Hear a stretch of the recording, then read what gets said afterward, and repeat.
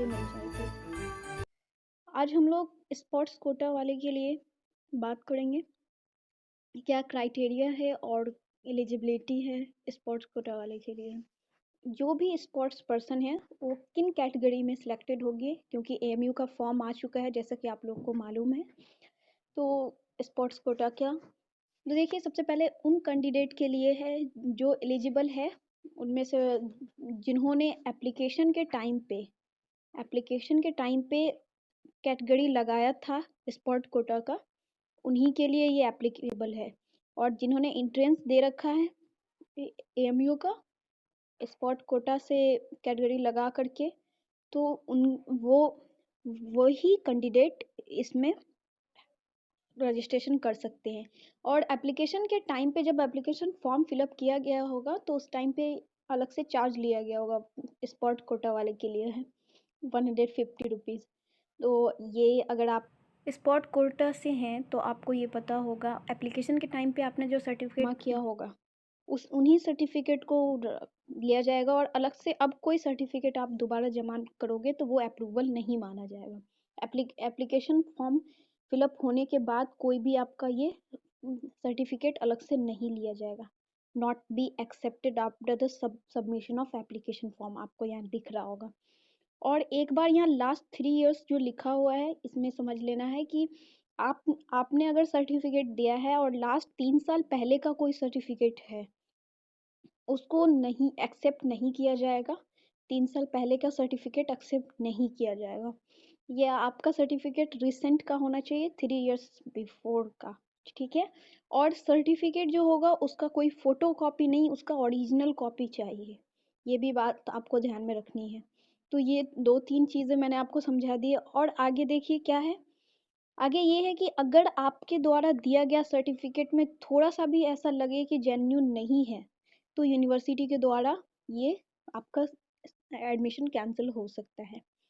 और वहाँ ट्रेल के लिए जब आपको बुलाया जाएगा तो अलीगढ़ मुस्लिम यूनिवर्सिटी की तरफ से फिजिकल फिटनेस और स्किल टेस्ट के लिए आपको बुलाया जाएगा, और इसका डेट भी आ चुका है। मैं इसके बारे में लास्ट में भी बताऊंगी कि कौन से फील्ड वाले का मीन्स कि कौन से स्पोर्ट वाले का कब डेट है, उसमें जा कर के आपको ट्रेल देना है। नेम लिस्ट आपको शो होता रहेगा। अब इसके ऊपर आप एएमयू के साइट पे बराबर अपडेट होते रहिए, जिससे आपको नेम लिस्ट पता चल जाएगा कि हाँ नेम लिस्ट में आपका नाम आया है या नहीं। और ये इसके लिए कैंडिडेट को एडवाइस दिया जाता है कि वो कांटेक्ट करे किससे, सेक्रेटरी से या फिर यूनिवर्सिटी गेम कमेटी से वहाँ कर सकते हैं। और स्पोर्ट ट्रेल में पार्टिसिपेशन का मीनिंग ये नहीं है कि आपको गारंटी दिया जा रहा है कि आपका एडमिशन हो जाएगा। ये बात आप ध्यान में रखें। ट्रेल के लिए बुलाने का मतलब ये नहीं है कि आपका एडमिशन हो जाएगा, ये गारंटी नहीं है। The trial is only to check the claim made by candidate that he she is sport person. ये बस ये चेक करने के लिए कि आप स्पोर्ट पर्सन है या नहीं, इसलिए ये ट्रेल होगा। आगे कहा है कि अगर आप अगर लेट रिपोर्ट करते हो ट्रेल से रिलेटेड तो आपका स्पोर्ट कोटा में क्लेम करना नहीं माना जाएगा, आपका एडमिशन रुक सकता है। Candidate are required to be produce original certificate achievement marksheet and qualifying examination at the time of trial. Trial के टाइम पे आपको ओरिजिनल मार्कशीट चाहिए होगा, ठीक है। आपको ये ध्यान में रखना है, ओरिजिनल मार्कशीट जमा करनी है। इसमें साथ ही साथ ये भी बताया कि आपका अगर कोई कमी छोटा मोटा है तो इसमें 5% एलिजिबिलिटी आपका रिलैक्सेशन दिया जाएगा, 5% बस, उससे ज़्यादा नहीं। Describe for general category shall be admitted in the any course where admission is based on admission department test.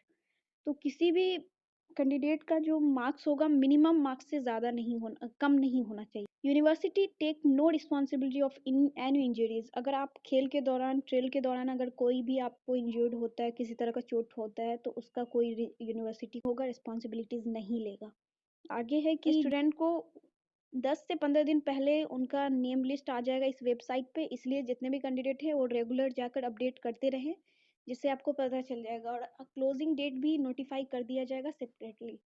अब आइए जल्दी से क्राइटेरिया देख लेते हैं। देखिए क्राइटेरिया मैं इन शॉर्ट आपको बता दूं, अगर आप 12th के लिए डिप्लोमा इंजीनियरिंग वाले में अगर एडमिशन लेना चाहते हैं तो आपका डिस्ट्रिक्ट लेवल का अचीवमेंट होना चाहिए, रैंक आपका फर्स्ट सेकेंड या थर्ड होना चाहिए, सीबीएसई से हो या फिर केवीएस या फिर जेएनवीएस से हो, फर्स्ट सेकेंड या थर्ड पोजीशन आपने हासिल किया होना चाहिए। अगर डिस्ट्रिक्ट लेवल पे चैम्पियनशिप आपको फर्स्ट पोजीशन मिला होना चाहिए पब्लिक स्कूल वगैरह में भी। अंडर ग्रेजुएटेड वाले के लिए है कि उन लोग को सीबीएसई केवीएस या स्कूल नेशन स्पोर्ट बोर्ड के द्वारा कोई किसी टूर्नामेंट में फर्स्ट सेकेंड या थर्ड रैंक मिला हुआ होना चाहिए सर्टिफिकेट में, इस तरह से तो हो गया। उसी तरह पोस्ट ग्रेजुएट वाले के लिए कि नेशनल लेवल पे उनका होना चाहिए और स्टेट लेवल पे, इस तरह। तो अब बात कर लेते हैं डेट का, रिपोर्टिंग डेट और टेस्ट कब है, आखिर ट्रेल का टाइम और डेट क्या है। देखिए ये बॉयज़ के लिए है जो कि 16 जनवरी 2022 को रिपोर्टिंग टाइम भी दिया रहा है 2 से 5 PM तक। फिज़िकल फिटनेस का डेट यहाँ है 17 जनवरी को। उसी तरह फिर स्किल ट्रेल जो होगा वो आपको 17 को ही होगा मंडे को, लेकिन 2:30 बजे के करीब होगा और 8:30 बजे से आपका फ़िज़िकल फिटनेस का टेस्ट होगा। तो ये पूरा यहाँ पे वेन्यू भी दे रखा है, बैडमिंटन हॉल, गेम कमेटी, ये सब आप यहाँ सामने देख रहे हैं। ये आप वेबसाइट पे भी जाके आपको ये मिल सकता है इससे रिलेटेड। और गर्ल्स के लिए अब देख लेते हैं। तो गर्ल्स के लिए 18 तारीख को है और फिर आपका 18 को ही फ़िज़िकल फ़िटनेस का भी टेस्ट हो जाएगा और स्किल डेवलपमेंट का भी 18 ही को होगा। मीन्स कि 8 बजे से पूरा आपका ऑनवर्ड यानी शाम 4 बजे तक आपका टेस्ट हो जाएगा कंप्लीट। और इसमें आप गेम के अकॉर्डिंग देख लीजिए, athlete, badminton, table tennis, roller skating, basketball, football, तो ये सब में से जिस कैटेगरी से आप हो, आप जा कर के वहाँ रिपोर्टिंग और फिज़िकल फिटनेस से रिलेटेड जो भी ट्रेल हो उसमें पार्टिसिपेट करें और एडमिशन का मौका पाएँ। तो मिलती हूँ अगले वीडियो में, तब तक के लिए थैंक्स।